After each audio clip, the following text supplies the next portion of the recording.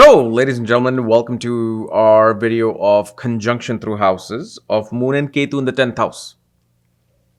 As in, what happens when these two planets, grahas, are sitting in the 10th house of your horoscope. And as always, if you do not know if you have this particular position, what sign they're in, what nakshatra they're in, along with all your astrological details, check out the links here, ketuastrology.com, where you'll find my books, reports, consultations, and link to my academy, where you'll find all kinds of different courses. So anyway, 10th house. Moon Ketu. Okay.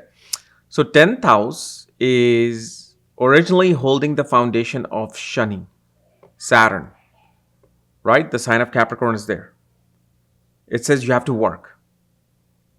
Go outside and do something. Regardless of what sign that is placed in this particular house, it's saying to go out and work. Okay.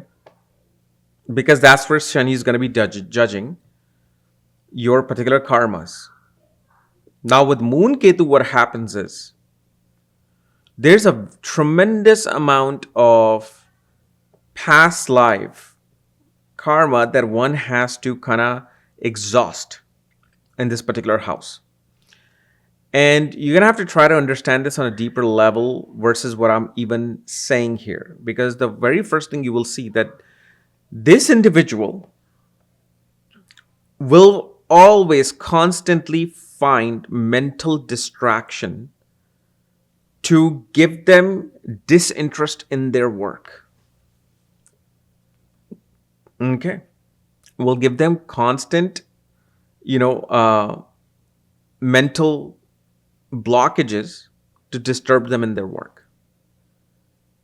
Unless this person does the work of Moon Ketu, and they can only do the work of Moon Ketu if these two planets are somehow aligned with your Venus or Saturn in your chart. Because Venus is money. Venus will show how money is coming in, so you're going to try to go towards money. Saturn will show what the profession is going to be, so you're going to automatically fall into that. But if that doesn't happen, this is where this frustration comes in. One will constantly lose interest in work. They will feel disconnected from the people that they deal with in an authoritative position. Most of the people who feel with this position, pretty much the whole time, they will feel like that they're being ostracized at work, exiled at work. And that then creates this absolute sadness within the individual because they feel blocked. They feel blocked because of this.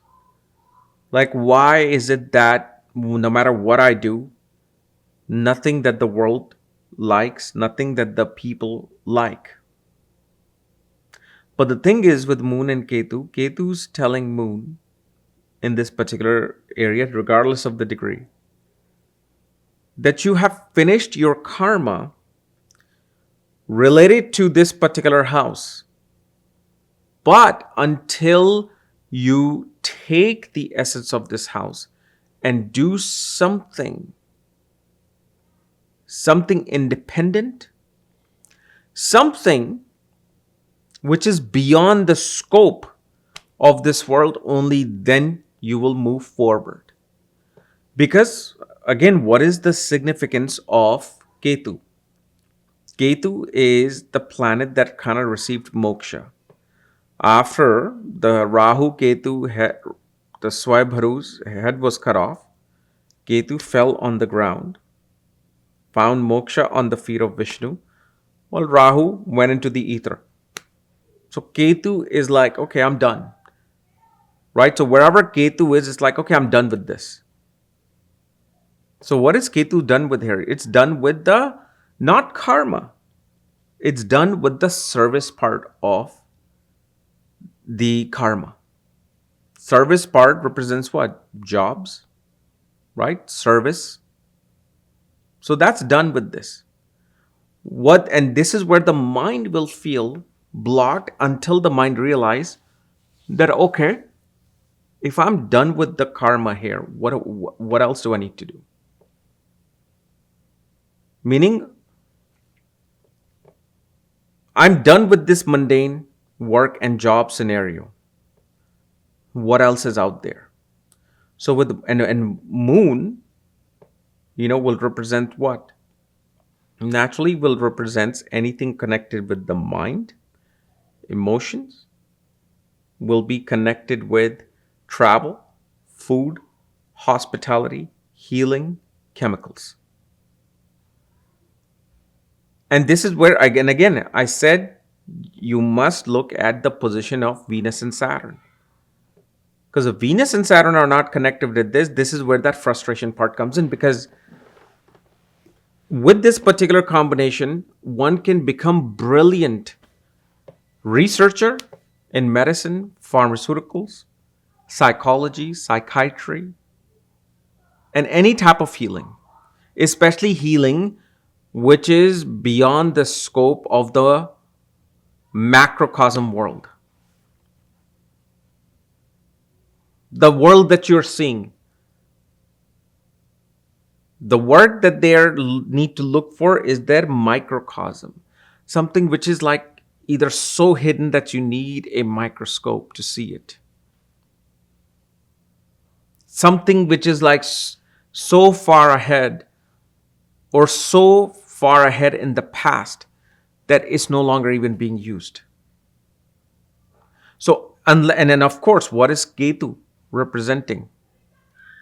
Ketu also, besides whatever I just explained, will also represent things like medical field, will represent things like research, law, occult, mysticism, somebody who may go into any kind of a research-based work.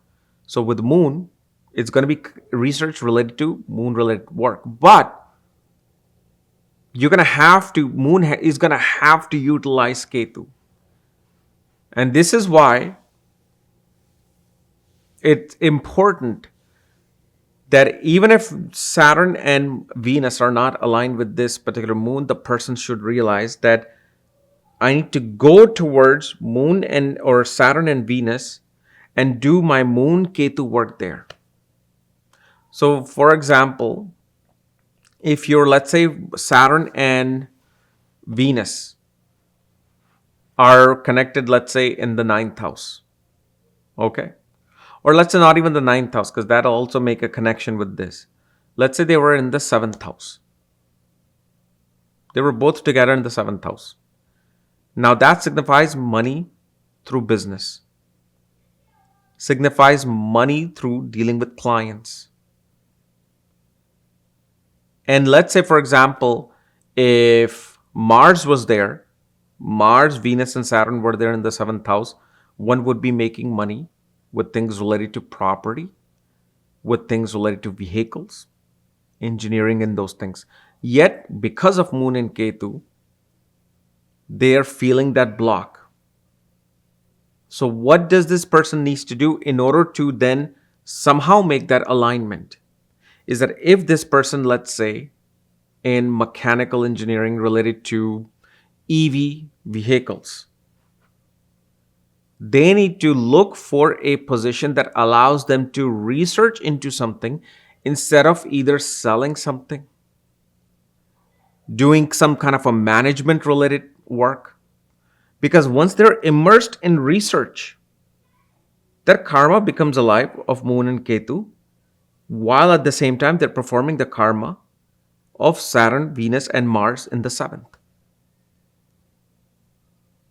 Because when they're not aligned, this is where that mental blockage and that sadness comes into play. We also see with this conjunction, mother will have some form of sadness related to father's family or father himself. This lack of something will be there, and that lack naturally translate into your profession as well. Because how our home life is, how we grow through our mother, with our mother, it affects what is it that we're trying to achieve in our professional workspace.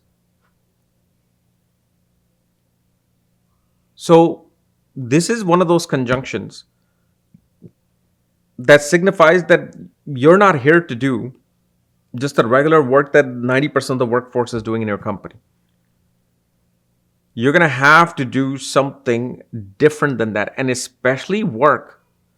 Because again, 10th house, don't think of, no matter what sign it is, Aries, Taurus, Gemini, Cancer, fine. We actually know the foundation is with Capricorn. So it shows that this person, when they do short travels related to their work, for their work, they'll feel that mental balance. Why? Because Moon is travel, Ketu is short. If Rahu is there, it would be different. It would be far long distance travels, foreign travels. Here, the more a person does the short travel. So if let's say your work doesn't allow you to do that, what you should do, purposely find a way to travel either for your work or find a way to travel for your work on your own personal time. The more you do that, the more Moon will feel aligned with every single planet that will be connected with the karma of this individual. But if let's say you have that alignment of Venus and Saturn, then easily, if this person was to shift from, let's say, banking and going into occult, from banking and IT going into, biomechanical sciences, health sciences, they'll naturally progress. So you have to understand the blockage is only due to the fact you are not aligning yourself with what the chart is signifying. For example, if let's say Moon Ketu were happening in the sign of Leo in the 10th house, right? You're a Scorpio and then you got Saturn, Venus, and including Sun in the 4th house. What this person then can do is they can even go into government and politics, but do research related to political campaigns. This is where they will, their fire will feel ignited related to their work. But Moon Ketu usually will show that the more intuitive the work is, the more research based the work is, the more the mind will be focused on that work. This is why 90% of the time, mind is somewhere else, karma is somewhere else, money somewhere else. And this is where that's when we're wondering, like, wow, how did this person so easily find this success in my industry? Why did that everything just came to them and here I am working 3 times as hard and I'm not getting anything? Then you'll go into the dashas and Raj yogas and Dhan yogas. Fine. But see, the beauty of what I'm saying, which is the concept through Nadi astrology, saying, okay, fine, you don't have a Raj yoga, you make your own Raj yoga. You manipulate your own work in such a way that whatever work it is, it'll give you that Raj yoga that you're looking for. See, Raj yoga, first of all, when you run after Raj yoga, do I have Raj yoga? I always get that. I'm like, first of all, do you really want a Raj yoga? Raj yoga is simply like a kingly yoga. So how do you think a life of the king will be, or a prime minister or president will be? They have sleepless nights. They're in constant run because of the tremendous responsibility they have. Remember, Raj Yoga means like every single big to small and minute responsibility will be coming to you. And it may not promise you the best of money or the best of reputation, but this is the yoga you have. This is what I always say. If you have Dhan Yoga, just be happy with that. You may have the least amount of responsibilities in the world and you'll be making the money you want to make. But again, doesn't matter whether you have Dhan Yoga or Raj Yoga or Arishta Yoga. You can have all the planets causing Arishta Yoga. But even in those particular positions with this Moon Ketu in the 10th, you can align yourself and okay. Once you have aligned yourself, then that the happiness that you feel, the satisfaction you feel, you'll feel that satisfaction in this much amount of money that you're making versus this much that you were dreaming and fantasizing about. Because as long as you feel that calmness, as long as you feel that balance, within your life, you will feel like, you know what, I've made it.